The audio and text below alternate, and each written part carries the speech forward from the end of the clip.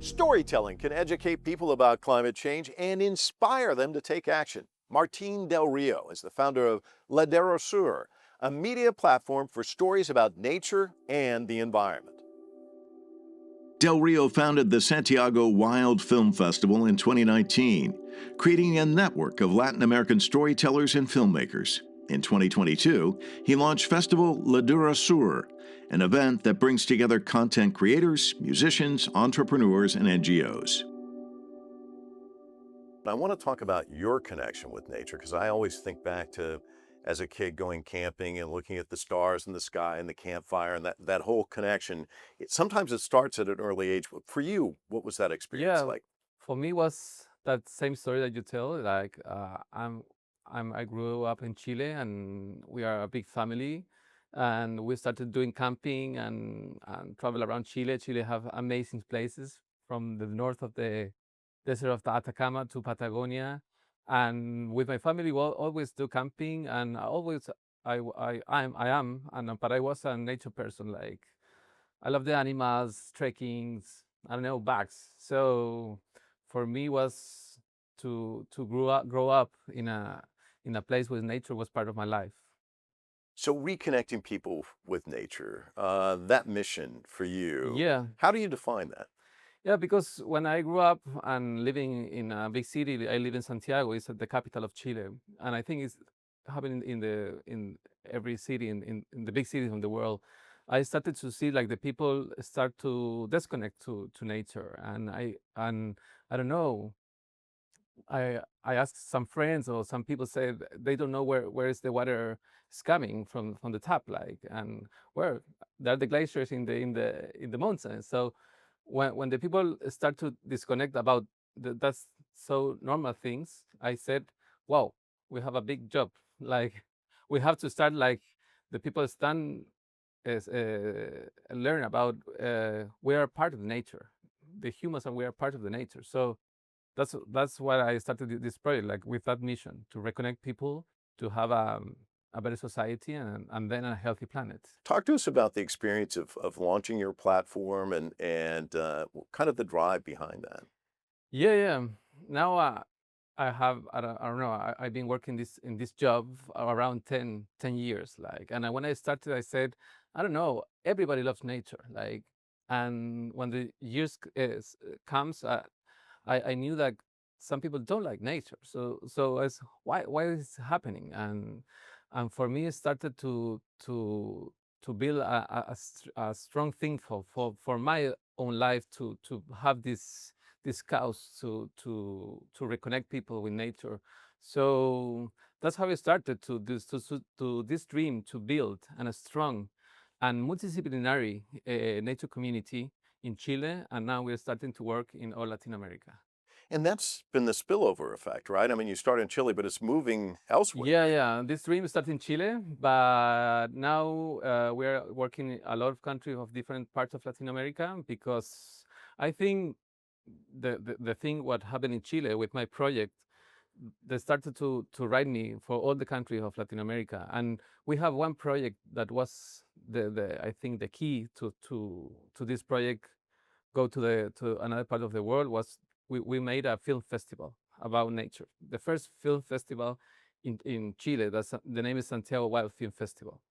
And this project started in pandemia. And when we started, and the best thing was like the whole country saw it because was in the middle of the pandemia. Everyone was in his house, but that realized that they saw it only in other country of the region. So they started to write to us and said, please, can you bring the festival to our city, or how can we work together? So that's how we started to think this project have to be like a project for the older region, because in Latin America there's not another wildlife film festival. So that's how we started to working with different communities in Colombia, in Peru, in Argentina, Mexico, Brazil. And now Santiago Wild Film Festival is the most important film festival about these topics in the region. Wow. And we were aimed to empowering the filmmaker and the storyteller of the region, because there's a lot of talent there. A lot of people have dreams, but Mhm. making a dream into reality is not always an easy Yeah. journey. So, what were kind of the stumbling blocks as you set out to do this? Some of the challenges you faced?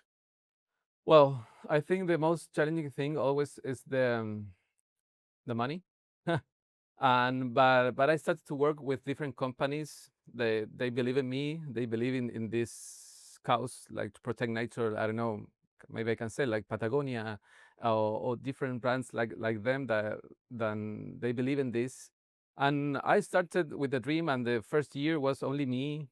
And I don't know, around the fifth or sixth year of the project, I sell a part of the company that I found, so I have some money to have a bigger team. So it's not easy to build a dream, but if you are like constantly, you don't stop, the good things start to happen. Like, and for me, it's also very impressive to work 10 years this project, and now stay here with you in Washington, like with that Geo, and celebrate this thing. Like, it's very impressive. We've talked about the film festival, but in addition, in 2022, you decided to launch another festival. And it's interesting because you bring musicians, I mean, all kinds of different people together. Talk to us about that. Yeah, because we realize that we want to go farther, get out of the woods, and try to connect and reach with the masses. So we decide to create a new festival now, 3 days in a park with music and culture. And it was amazing because last year was attended more than 20,000 people. Wow. Common people, like. So I think that's what is one of our goals, to try to connect or reconnect people with nature, but with the common people, because the people who love nature like me, we are just convert. So I think our mission is try to create projects for the common people. And this festival was amazing because with music, speakers, different kind of culture things, the people received the invitation and they went. And what does it do bringing all of those people together? What's the net result of that, would you say?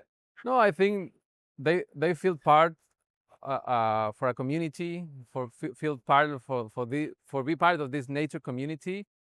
Festival is opportunity. This last one, this Ladera Sur festival, is opportunity to learn about this topic, and then that people give this message for the, I don't know, different kind of people.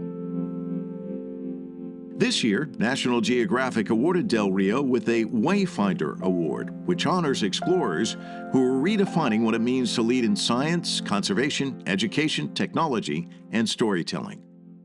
When you started a decade ago, Mm. people were still starting to think about that perhaps, but now it's even more urgent.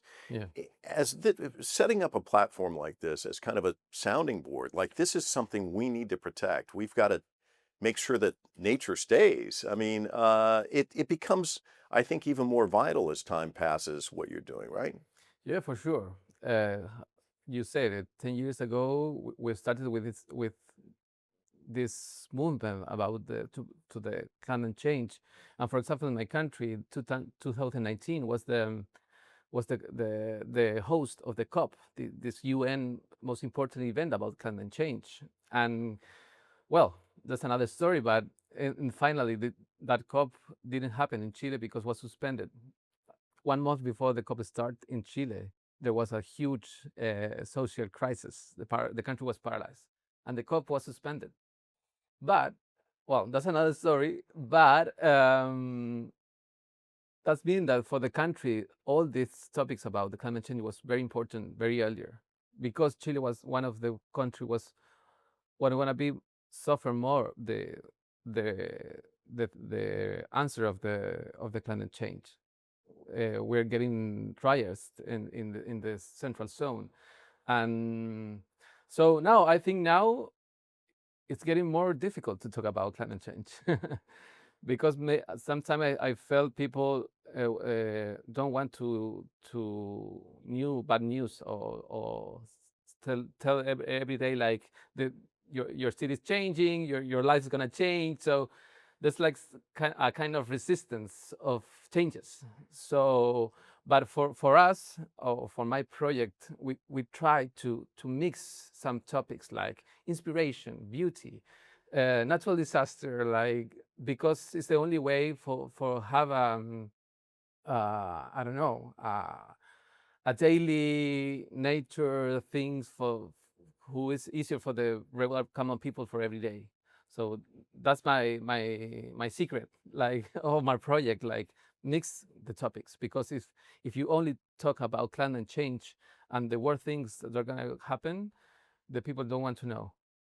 It's a turnoff. Yeah, the turn up. So content-wise, how do you determine what you're going to place, and talk to me about that first, the first few days versus 10 years in. What are some of the things you've learned along the way about The content? first years. Yeah. I think I started. It's gonna sound funny, but dreaming like to be a Nat Geo, like starting working with the people who is in the fields, the photographers, the scientists, like the people who love these topics every day. They feel it. That's the most important team for a project like this. You need it. So the first year when I started with this project, I started to find who are these people in my country, and it was amazing, because when I started with this project, I started with around 50 person, and when we launched it, I don't know, in 3 days we received more than 40 mails like, I want to be part of that. So I think this project, Ladera Sur, is like a place, a community, when the people can be part of this, and it's like a family, and that's what these people need, like, be part of something. And if we work all together, the message is more have more impact. I think that's what I'm learning in these 10 years, because it's very, very difficult to work alone in these topics about nature. So we have to create and be part of something big. In the third impulse, I create Ladera Sur, a nature media, the first one in the country. The first things I realized that the project have to be collaborative. We have to work all together if we want to have impact, because it doesn't matter where you come from, where you study, or where you do for a living. We have to work all together. So that's how I started this dream to build a strong and multidisciplinary nature community. To give an address to a group of like 300 people, you were the last one to speak. What was that like? Yeah, it was very challenging for me. Okay, it's true. We speak Spanish, so for me in these 10 years, I did a lot of talks, but this time was different, doing in English, and also and a big audience. All the explorers of the world, the most important explorer of Nat Geo were there, the founders of the Nat Geo, and different people kind of that. So no, but they're amazing. I think now I feel part of a new family, and it's the same thing that happened in Chile with my community, that the community that I found when I'm here with the Nat Geo community. You see, it's the same kind of people. Like, the people who love these topics are the same here in US, maybe in Chile. So Nat Geo have this amazing project to have like a global community. So you've got a global community, a very important, influential audience that you're addressing. What was the message you tried to convey as you left the stage? I try to say, like, reinforce the idea. If we have to work all together if we want to have impact. It's very difficult to be alone to try to reconnect people with nature. So that's what I said last night. Like, we need to stay together, work together, try to connect with different explorers, in this case, for whole of the world, and try to give different tools for more people who like these topics. So now I try to, when I come back to my country, I want to reinforce that idea, give opportunity to more people who love these topics.